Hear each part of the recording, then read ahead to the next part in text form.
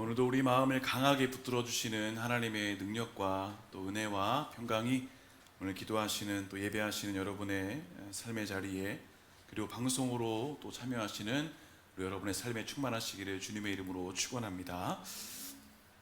해마다 여름이 되면 많은 믿음의 청년들이 국내외의 여러 곳을 다니면서 선교를 합니다. 국내에서는 국내 선교, 해외에서는 해외 선교, 특별히 국내 선교에서는 농어촌과 같은 또 어려운 교회들이 있는 곳을 찾아가서 교회학교, 여름 선교학교 등을 이제 해주게 되는데, 왜 이렇게 수고하고 헌신을 하는가? 젊은 청년들이 휴가도 갈 수 있고 또 자신을 위해서 투자할 수도 있는데 왜 그렇게 그 시간들을 보내는가?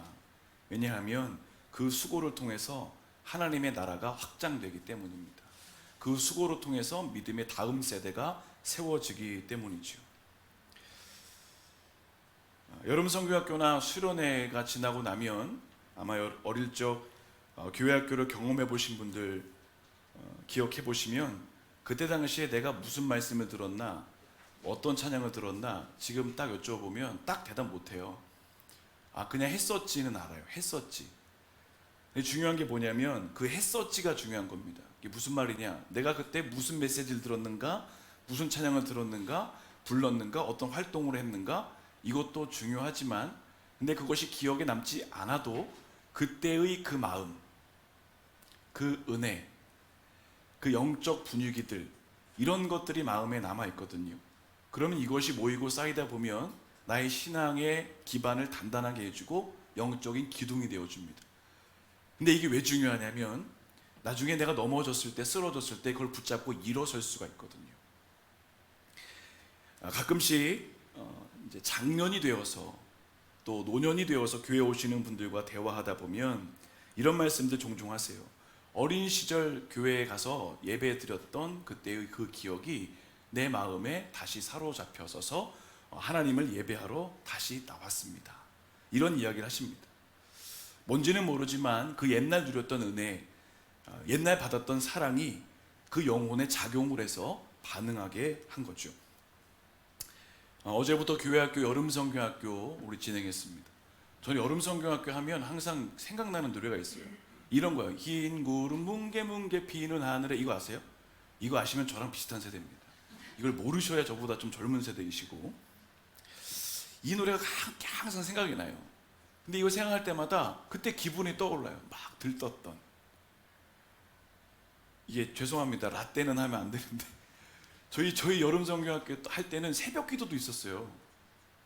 새벽, 아침, 저녁, 그리고 마지막 날은 교회에서 잠자고 캠프파이어하고 눈물 콧물 쏙 빼고 뭐 그랬던 기억이 납니다. 아직도 그 은혜가 저희 마음가운데 있거든요. 어제 아이들 여기서 안 하고 광림남교회, 동백에 있는 광림남교회 가서 하루 종일 원데이 캠프 했습니다. 참 감사한 게 아이들 10명 갔는데요, 선생님이 30명이었어요. 그러면서 우리 선생님들 한 말씀이, 사람들이 많은 돈을 지불하면서 좋은 데 가서 서비스 받는 이유를 알겠다는 거예요. 한 사람에게 선생님이 3명, 4명씩 붙는 거예요. 나중에 아마 다음 주에 여러분 사진 보여드릴 텐데, 선생님 3명이서 한 애만 찍는 거예요. 그냥 한 사람 사진이 몇백 장이겠습니까? 그거 추리는 것만도 일이겠죠? 아이들이요 정말 행복한 시간이었어요. 그러니까 어떤 내용을 들었느냐, 뭐 했느냐, 물론 그것도 참 중요하죠. 그렇지만 아이들이 다 까먹어도 괜찮아요. 그때 나 어린 시절에 2023년 여름에 나 은혜 경험했어. 이게 아이들에게 귀한 역사가 되는 것이죠.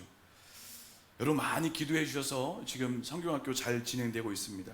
오늘 오후에 아이들 모여서 2시 예배하고 또 이제 7층 올라가가지고 물총 싸움 할 거예요. 원하시는 분들은 수영복 입고 오시면 됩니다.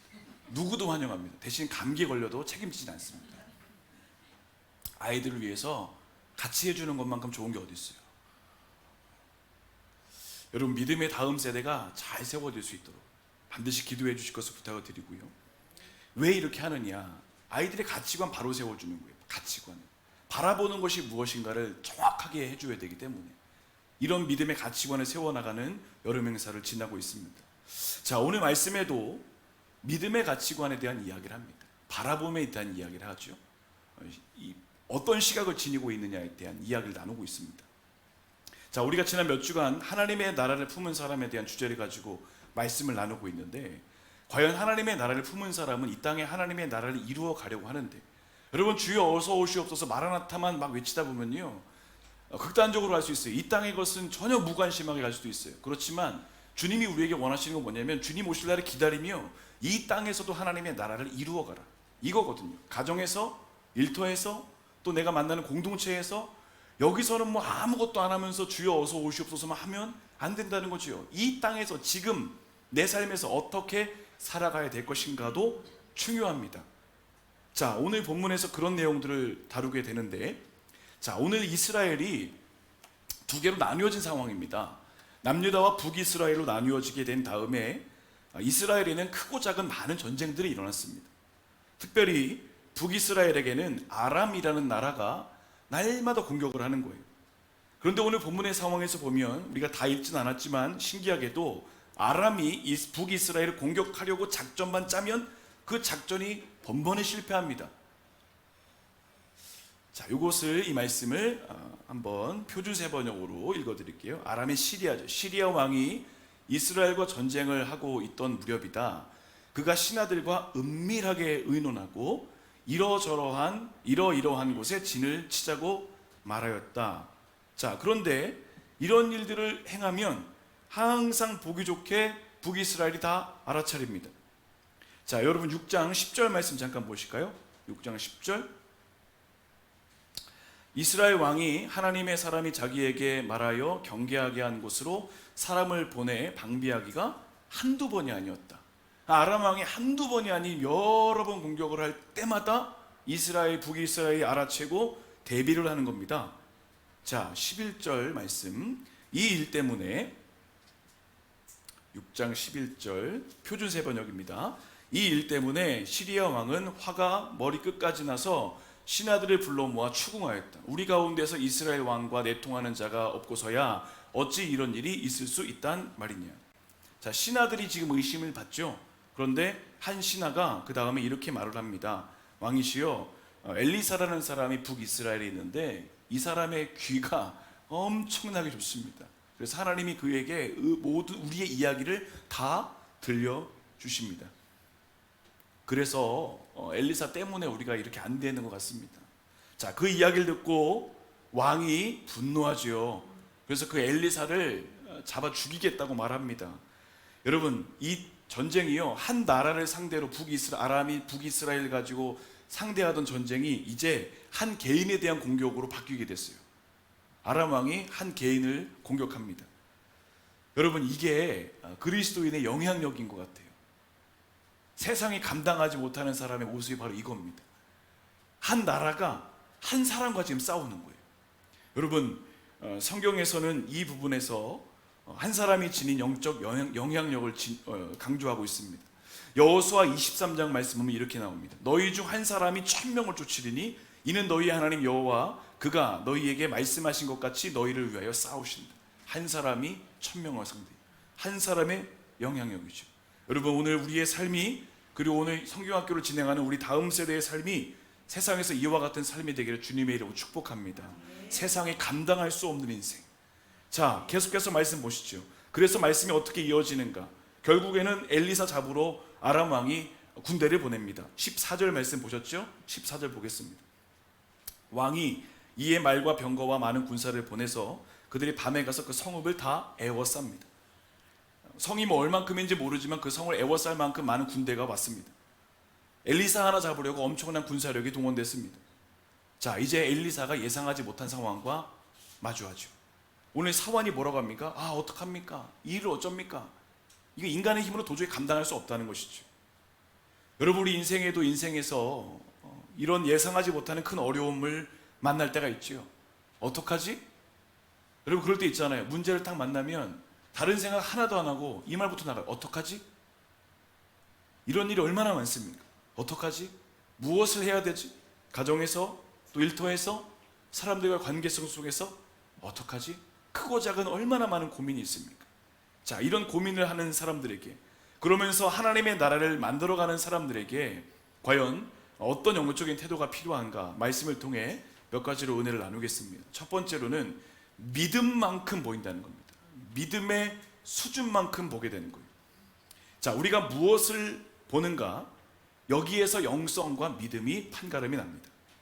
자, 오늘 본문은 성도에게 두 가지의 눈이 있음을 말하죠. 하나는 육신의 눈, 육안, 또 하나는 영의 눈, 영안이라고 말하죠. 자, 먼저 육안으로 살아가는 사람 볼까요? 오늘 아람 왕과 그의 신하들, 그리고 그가 보낸 많은 군사들, 그리고 마지막으로 엘리사의 사환까지 모두 다 육안으로 살아요. 육신의 눈으로 살아갑니다. 자, 특징이 있어요. 특징이 뭐냐? 그 하나, 현상에만 집착한다는 것. 눈에 보이는 것, 피상적인 것만 집착해요. 자, 10절 말씀 다시 보실까요? 10절 말씀. 이스라엘 왕이 하나님의 사람이 자기에게 말하여 경계한 곳으로 사람을 보내 방비하기가 한두 번이 아니었다.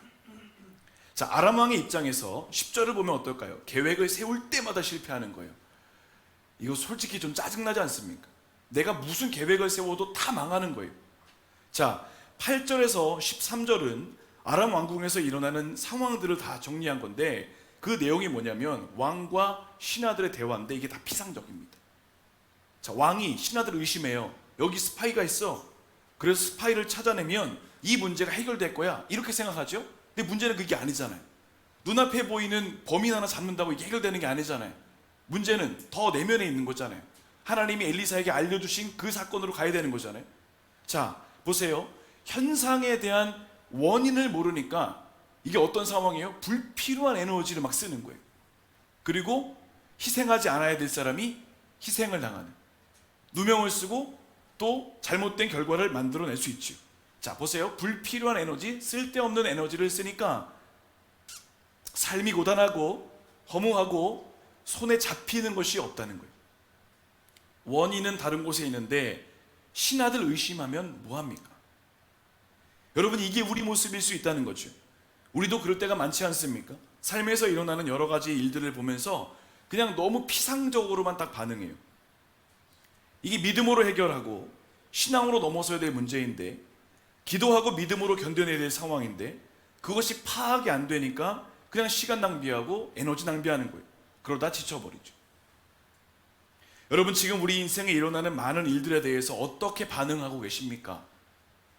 그냥 너무 피상적인 것으로만 대응하고 있지 않나요? 하나님 보시기에 너무 불필요한 에너지를 사용하고 있지 않습니까? 영적인 접근, 영적인 터치가 필요한데 계속해서 세상적인 방법, 인간적인 방법들, 이것들만 사용하려 하고 있지 않습니까? 자, 이제 우리 삶의 자리를 좀 확인해 보시죠. 예배를 드릴 수 없습니다. 가정에서, 또 일터에서, 자녀를 양육하면서, 사람과의 관계에서 무엇이든지 다 한번 확인해 보셔야 돼요. 지금 내게 일어나는 일들 앞에서 내가 지금 너무 피상적으로만 반응하는 것은 아닌가. 자, 또 하나의 모습이 있습니다. 육안의 특징, 마음을 지키지 못한다는 겁니다. 자, 11절 전반절 보실까요? 6장 11절 전반절입니다. 이러므로 아람 왕의 마음이 어떻게 됩니까? 불안해지죠.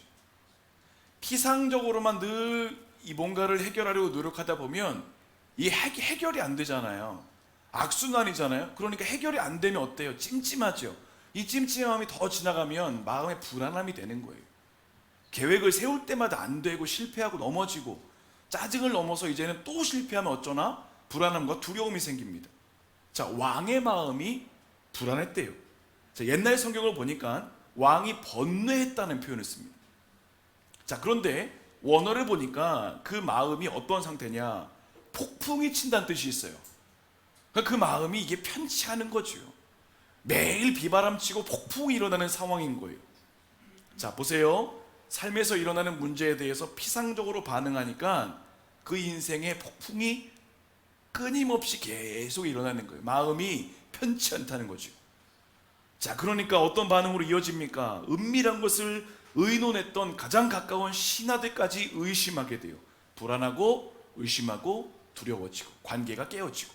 자, 피상적인 것만 보면 삶이 무너진다, 깨진다, 이렇게 되죠. 자, 한 사람의 마음이 불안에 사로잡히니까 다른 사람에게도 부정적인 영향을 줍니다. 관계가 깨어집니다. 결국 이 불안과 분노와 의심이 군대를 움직이게 되는 부정적인 일에 사용되죠. 자, 보세요. 육안으로 사는 사람의 특징이 뭔가? 자신의 감정대로 반응한다는 거예요. 여러분, 세상 사람들 보세요. 다 피상적으로만 딱 살아가는 사람들 보면 대부분 다 감정적이에요. 자기 마음을 온전히 제어하지 못해요. 감정에 반응하고 감정에 이끌리니까 삶에서 문제가 끊어지지 않죠. 잠언에서 뭐라고 했어요? 마음을 지키는 사람이 낫다. 성을 지키는 것보다 승리한다고 하죠. 마음을 다스리는 사람이 왕보다 훌륭한 것인데, 정작 마음을 다스려야 될 오늘 이 왕이 자신의 마음을 다스리지 못하니까 관계가 막 깨집니다. 문제가 더 커집니다. 자, 오늘 본문 보면 마음을 지키지 못하는 사람이 또 나오죠. 사환입니다. 15절 말씀 보실까요? 하나님의 사람의 사환이 일찍이 일어나서 나가보니 군사와 말과 병거가 성읍을 에워쌌는지라. 깜짝 놀라지요. 그의 사환이 엘리사에게 바로 찾아가 말합니다. 아, 내 주여, 우리가 어쩌면 좋겠습니까? 아, 내 주여. 이 정도의 톤은 아니었겠죠. 혼비백산해가지고 찾아와가지고 이야기하지 않았겠습니까? 밤새 진을 친 아람의 군대를 본 사환이 잔뜩 겁을 먹어요. 낙담해서 절망적인 고백을 하게 되죠. 자, 육안으로 살면 이렇습니다. 두려움이 마음에서 떠날 줄을 몰라요. 현상의 감정대로 반응하고 부정적이고 낙담을 하지요. 뒤에 있는 것을 모르니까 당연히 낙담할 수밖에 없죠. 출애굽한 이스라엘이 가나안에 들어가기 전에도 그랬죠. 12명의 정탐꾼이 10명은 두려움에 사로잡혔고 또 2사람은 믿음의 고백을 했습니다. 여러분, 마음을 온전히 지키지 못하는 사람의 특징, 원망과 불안함이 있어요.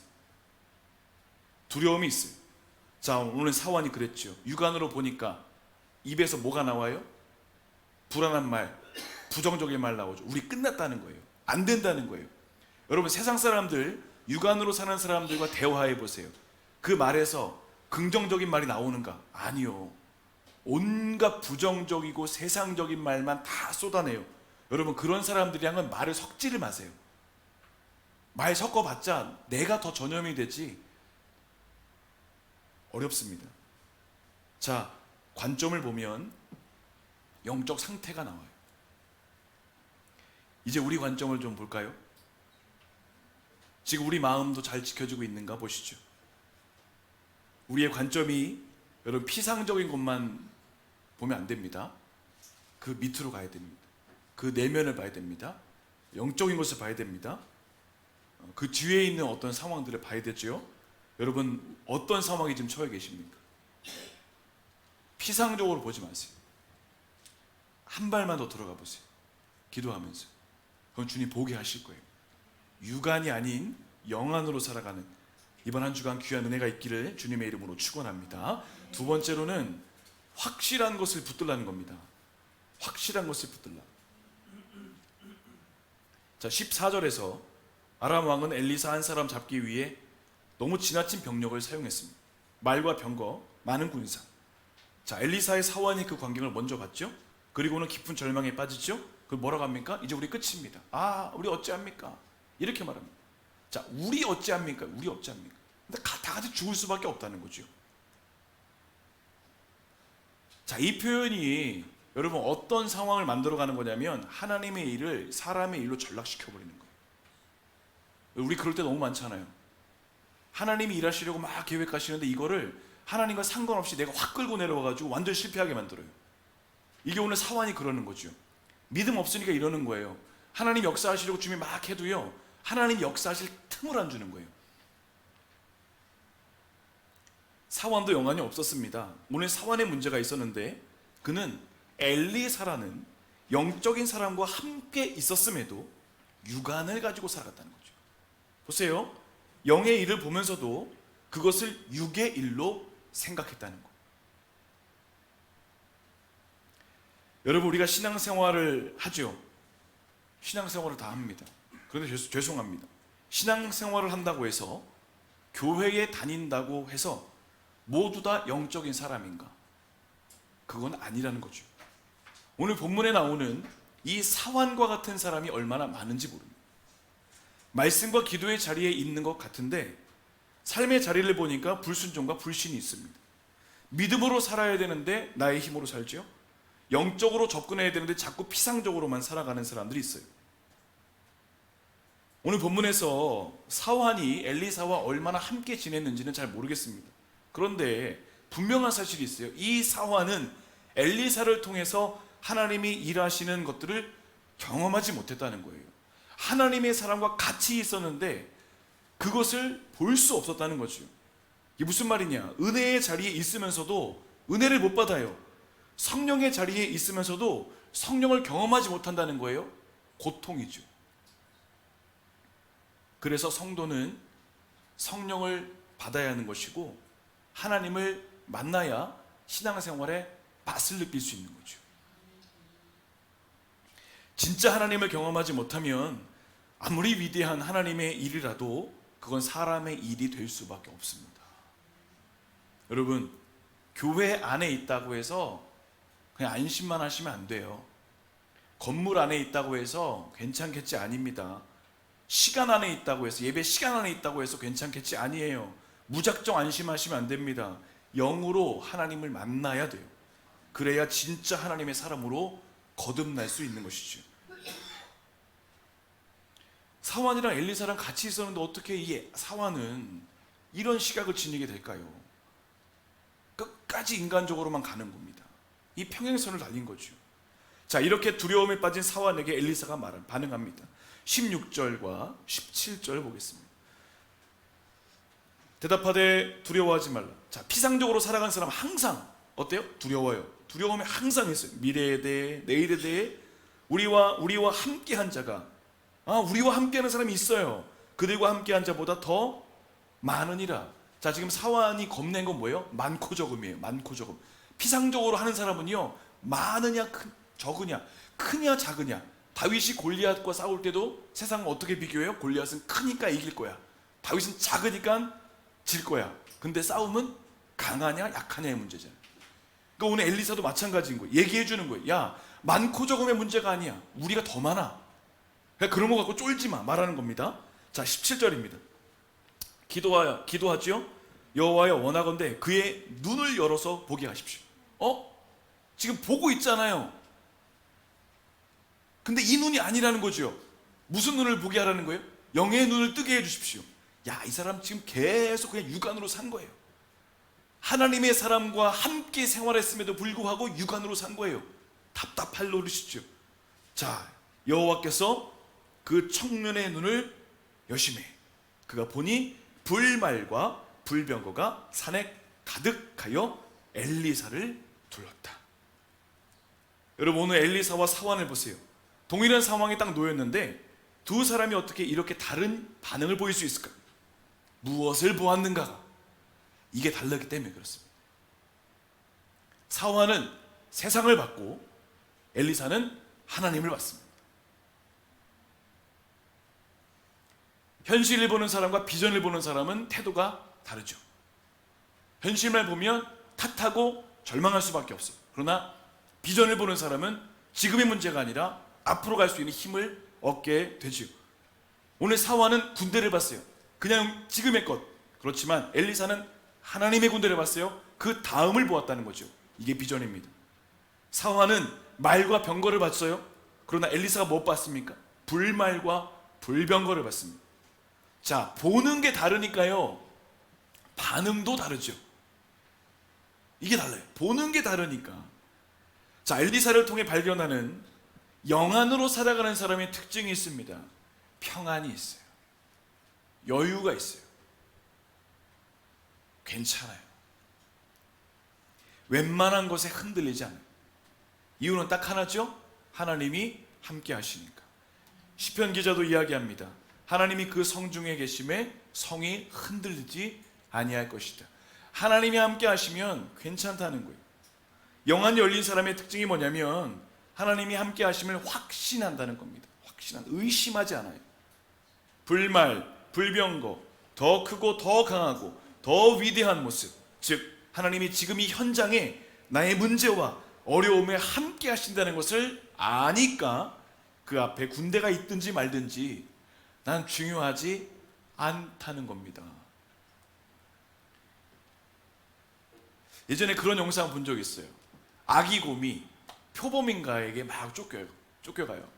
막다른 길로 막 쫓겨가다가 결국에는 이 비탈 마지막 길에서 이제 떨어질 수밖에 없는 그 상황에서 얘가 뒤를 돌아가지고 소리를 확 지르려고 하는데 이 표범인 도망을 가는 거예요. 왜 도망가 봤더니 그 뒤에 어미곰이 있는 거예요.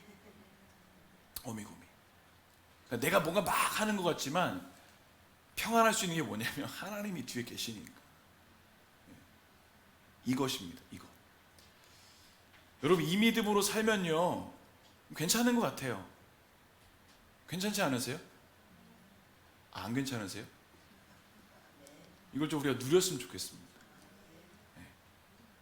내 뒤에 계시는 분이 계시니까 두렵지 않다. 두렵지 않다.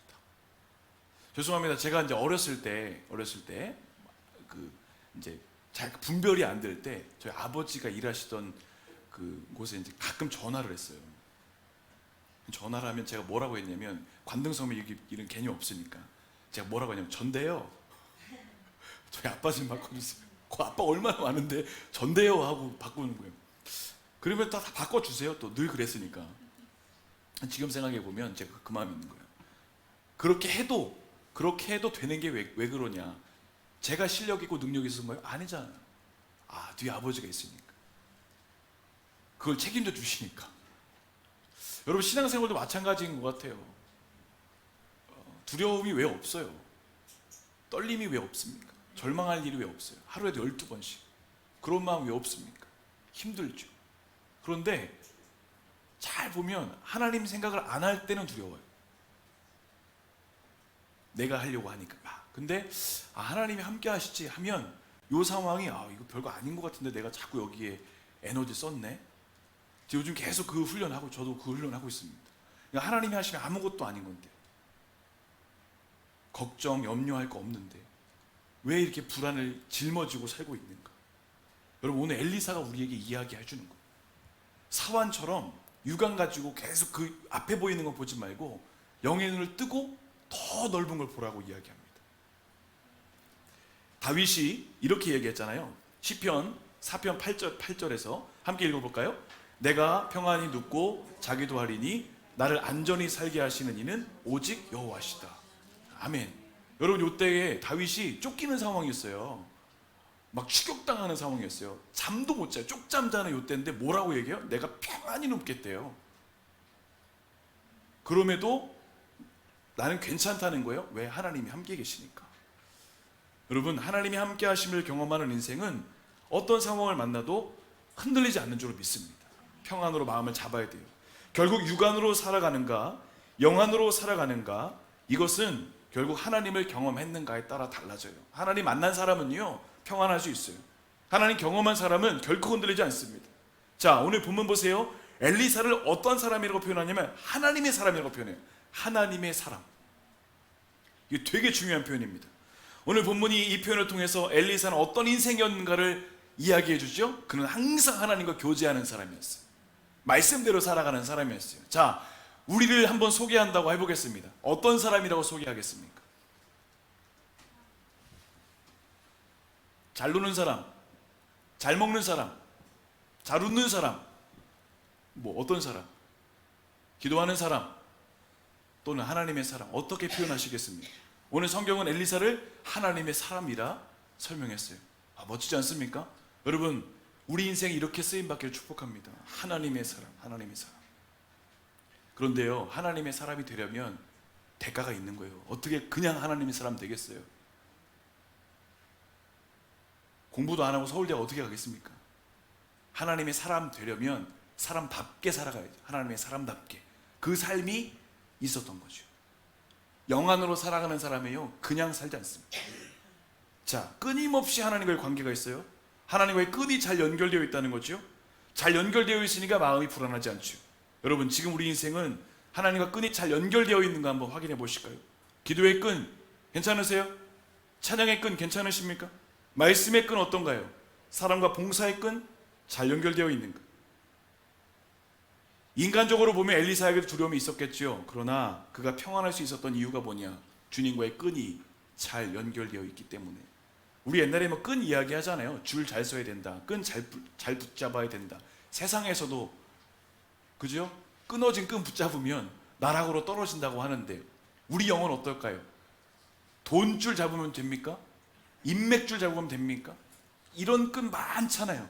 그 많은 끈 중에 무슨 끈을 잡아야 되는가? 말씀의 끈, 기도의 끈, 하나님의 끈을 붙잡는 거죠. 그러니 오늘 엘리사가 평안했어요.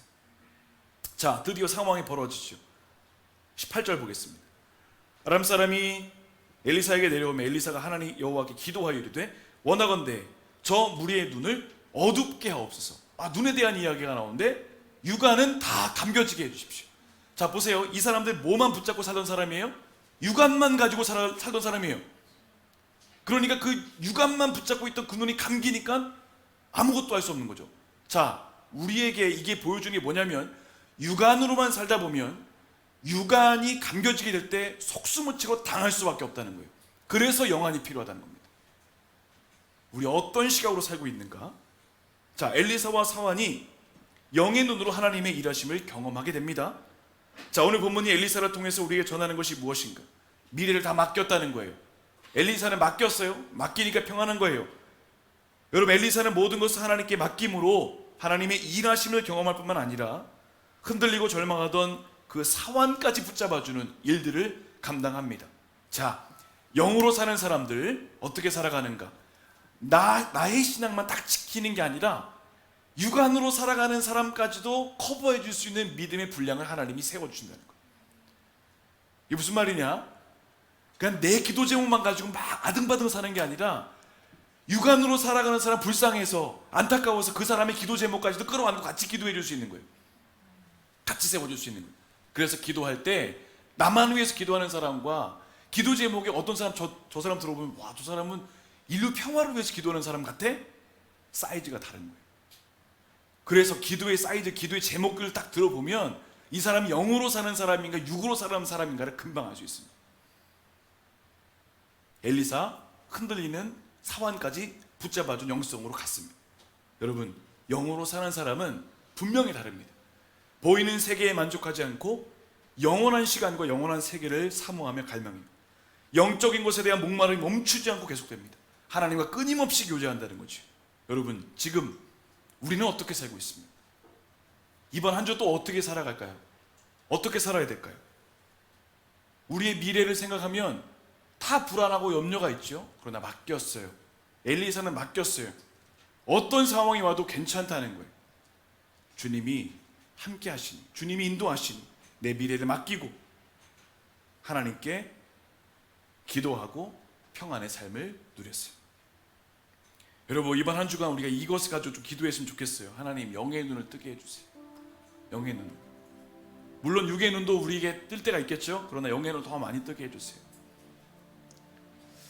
우리 안에 육의 눈을 보면 육의 눈으로 부정적이고 절망적으로 반응하는 것들이 영의 눈을 뜨며 감사로 평안으로 맡김으로 나갈 수 있도록 인도해 주십시오. 이번 한 주간 피상적인 것에만 집중하여 쓸데없는 에너지 쓰는 게 아니라 영의 것을 바라보며 하나님의 거룩함을 드러낼 수 있도록 하나님 인도해 주십시오. 확실한 것을 붙잡기 원합니다. 말씀의 끈, 기도의 끈, 또 예배의 끈, 찬양의 끈을 놓지 않고 하나님 잘 붙잡힌 바 될 수 있도록 인도하여 주십시오. 이번 한 주간 하나님께서 허락하시는 귀한 삶으로 하나님께 영광 돌리시기를 우리 주님의 이름으로 간절히 축원합니다.